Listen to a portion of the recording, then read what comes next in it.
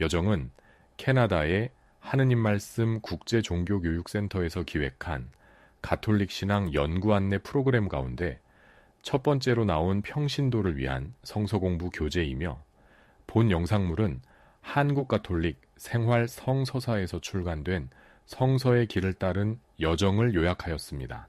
이 교재는 교회에서 보편적으로 받아들여지는 연구 결과에 바탕을 둔 표준적인 이론들과 주석을 채택하였습니다. 제3구역, 출애굽을 위한 준비, 구역의 목표, 출애굽의 배경, 즉 에집트에서의 억압, 지도자의 준비, 그리고 해방을 기념하기 위한 축제에 대해 알아본다. 시편 103편, 야훼님 찬양하라 내 영혼아, 내 안에 온갖 것도 그 이름 찬양하라. 내 영혼아 야훼님 찬양하라. 당신의 온갖 은혜 하나도 잊지 말라. 네 모든 죄악을 용서하시고 네 모든 아픔을 낫게 하시니 죽음에서 네 생명 구하여 내시고 은총과 자비로 관을 씌워주시는 분, 한평생을 복으로 채워주시니 내 청춘 독수리 마냥 새로워지도다. 하느님은 의로운 일을 하시며 억눌린 자 권리를 도로 찾아주시도다. 모세에게 당신의 도를 가르쳐 주시고 이스라엘 자손에게 당신 일을 알리셨도다. 주는 너그러우시고 자비로우시며 분노에 더디시고 매우 인자하시도다. 꾸짖으심이 오래가지 않으시고 앙심을 끝끝내 안이 품으시도다. 죄대로 우리를 다루지 않으시고 우리의 악대로 갚지도 않으시니 저 하늘이 땅에서 높고 높은 것처럼 경외하는 자에게는 너무나 크신 그의 자비, 동력이 선역해서 사이가 먼 것처럼 우리가 지은 죄를 멀리하여 주시도다. 아비가 자식을 어여삐 여기듯이 주는 그 섬기는 자들을 어여삐 여기시나니 당신은 우리의 됨됨이를 알고 계시며 우리가 티끌임을 아시는 탓이로다. 인생은 풀과 같고 들꽃 같은 그 영화, 스치는 바람결에도 남아나지 못하고 다시는 그 자취도 찾아볼 길 없도다. 야훼님 자비만은 언제나 한결같이 당신을 섬기는 자에게 계시도다. 그 후손의 후손에까지 당신의 정의는 계시도다. 당신의 계약을 지키는 자들에게, 그 법을 잊지 않고 실천하는 자들에게 주께서는 하늘의 그 좌를 정하시고 당신의 왕권은 온누리를 다스리시도다. 모든 천사들아 주님을 찬양하라. 당신 말씀 순이 들어 그 영을 시행하는 능한 자들아 주님을 찬미하라. 그의 모든 군대들아 그 뜻을 받드는 자 모든 신하들아 내 영혼아 야훼님을 찬양하라. 모든 조물들아 너희는 야훼님을 당신 나라 곳곳에서 찬양들 하라. 이 시편은 개인에게나 백성에게나 똑같이 부드러운 동정심을 보여주시는 하느님께 찬미와 감사를 드리는 축제의 노래이다. 아마도 유배 후에 쓰여진 듯하며 이스라엘의 역사를 통해 아버지의 부드러움을 보여주신 하느님을 기리고 있다. 이제 다음의 형태를 주목해보자. 이스라엘이 억압받는다. 주님은 그들을 불쌍히 여기시어 구해내신다. 백성들은 감사하는 마음에 사랑으로 가득 차게 된다. 이것이 하느님 백성이 가진 전체 역사의 형태이며 또한 이 시편으로 하여금 우리 자신의 기도가 되게 해주는 것이다. 첫째 마당, 에집트에서의 억압, 출애굽 1장 1절에서 22절까지. 목표, 구출의 필요성을 보여주는 에집트에서의 상황을 살펴본다. 안내의 말, 역사적 배경, 에집트에서 야곱의 자손이 이룬 번영은 아마도 힉소스 왕가가 에집트를 통치하던 시기였을 가능성이 가장 크다. 힉소스 왕가는 남부 시리아와 가나안 지역에서 왔을 것이며 그들이 에집트를 점령하고 있는 동안은 외국인들을 환영하였고 좋아하기도 했던 것 같다. 그들의 통치는 기원전 1720년경에 시작되었는데 에집트인들은 기원전 1550년경 마침내 이국의 통치자들을 무너뜨리고 본국인의 지배를 확립할 수 있었다. 힉소스 통치의 종말은 또한 야곱의 자손들이 누리던 평화로운 삶의 종말이요. 요셉의 사적을 모르는 파라오 아래서의 고난의 시작이기도 했다. 야곱의 자손들이 얼마나 오랫동안 종살이를 하고 박해를 받았는지는 알 수 없다. 어쩌면 아주 오랜 기간이었는지도 모른다. 출애굽기 1장 11절은 그들이 곡식을 저장해둘 도성 비돔과 라므세스를 세우는 일에 강제 노동을 당하는 것을 보여준다. 고고학자들과 역사학자들이 밝힌 바로는 이들 삼각주 도시들은 라므세스 2세 치하에서 세워졌을 것으로 본다. 출애굽기에 기록된 혹심한 억압의 시기는 기원전 13세기 초엽일 가능성이 가장 크다.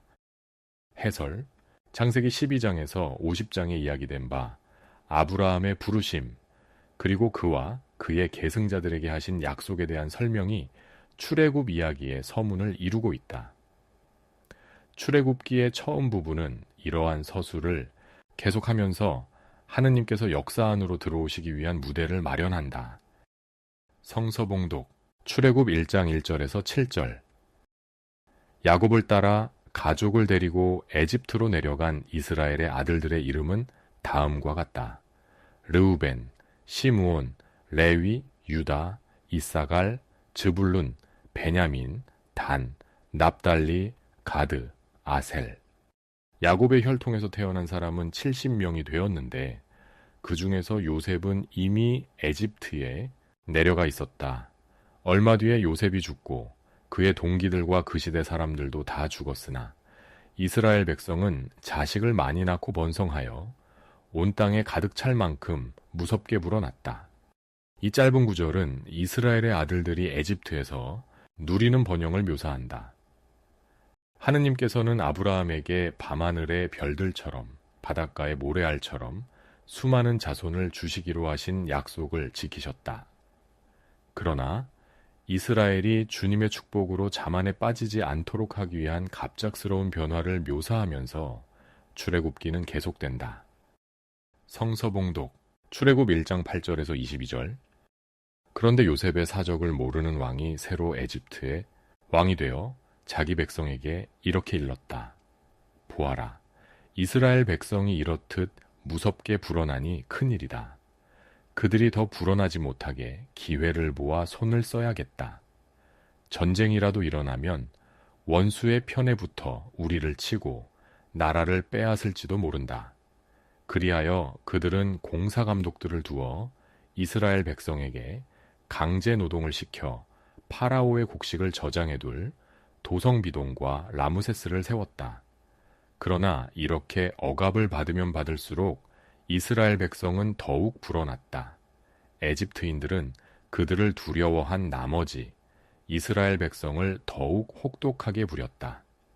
그들은 흙을 이겨 벽돌을 만드는 일과 밭일 등 온갖 고된 일을 시키면서 이스라엘 백성을 괴롭혔다. 한편 에집트 왕은 히브리 산파들에게 명령을 내렸다. 히브리 여인이 해산하는 것을 도와줄 때 사타구니를 보고 아들이거든 죽여버리고 딸이거든 살려두어라. 그러나 산파들은 하느님을 두려워하여 에집트 왕이 하라는 대로 하지 않고 사내 아이들을 살려주었다. 에집트 왕이 산파들을 불러들여 사내 아이들을 살려두다니 어찌하여 이런 짓을 하였느냐 하고 꾸짖었다. 산파들이 파라오에게 대답하였다. 히브리 여인들은 에집트 여인과는 달리 기운이 좋아 산파가 가기 전에 아기를 낳아버립니다. 하느님께서 산파들을 잘 돌보아 주셨다. 이스라엘 백성은 날로 무섭게 불어나갔다. 산파들이 하느님을 두려워하는 것을 보시고 하느님께서는 그들의 후손을 일으켜 주셨다. 마침내 파라오는 온 백성에게 명을 내렸다.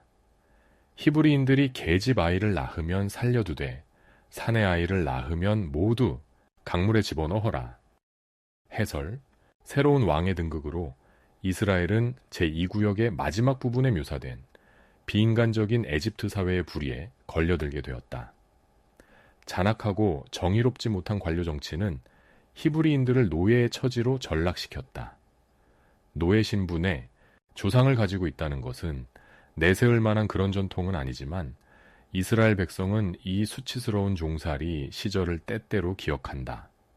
그들 편에서 볼 때 아무런 영웅심도 가질 수 없는데도 불구하고 에집트에서 구출된 것을 생각할 때 그들은 자부심으로 가득 찼던 것이다. 잠깐 생각해 봅시다. 대개의 사람들은 다른 사람이 자신의 영향력의 범위 안에 들어있다라고 생각될 때는 그를 관대하게 대해주고 친절을 베푼다. 그러다가 그의 위치가 상승하여 어쩌면 자신보다 앞설지도 모른다고 여겨지면 은근히 불쾌해한다. 요셉의 사적을 모르는 파라오의 경우처럼 이것이 두려움으로 발전하면 상대를 해치려는 시도를 하고 결국은 끔찍한 범죄를 저지르게까지 되는 일들을 우리는 주변에서 가끔 보게 된다. 그보다 더 많은 사람들의 마음속에서는 그 정도까지 이르지는 않는다 하더라도 자기의 위치를 위협할 정도로 상대가 잘 되어가는 것에 대한 두려움을 갖기가 아주 쉬운데, 이는 사촌이 논을 사면 배가 아프다라는 우리의 옛말에서도 어느 정도 시사되는 바다. 우리는 가끔 오늘날에도 역사적 원인으로 인한 국가 간의 감정 대립을 보게 되며 한 나라 안에서도 지역 감정이나 회사 간의 과도한 경쟁의식 혹은 동료나 이웃 간의 시기심으로 인한 아름답지 못한 관계나 사건들이 존재함을 알고 있다. 우리가 진정한 신앙인이고자 한다면 고의로 상대를 괴롭히고자 하지 않았다는 것만으로 떳떳해할 수는 없다. 상대가 잘못되거나 실패하기를 바라는 마음, 간접적으로 그런 일을 꾸미고자 하는 의도 등이 숨어 있다면 신앙인의 입장에서는 직접 가해 행위를 한 것과 다르지 않기 때문이다. 하느님을 두려워하는 마음, 이 마음이 일개산파에게 하느님을 거스르는 일이라면 왕의 명령일지라도 거부하는 용기를 일으켜주는 원천이며, 이 마음이야말로 우리에게 타인에 대한 순수한 우애를 갖게 하고 궁극에는 하느님의 축복을 불러오는 동기가 되는 것이다. 다음 영상물에서 계속 이어집니다. 구독 신청으로 함께 해주세요.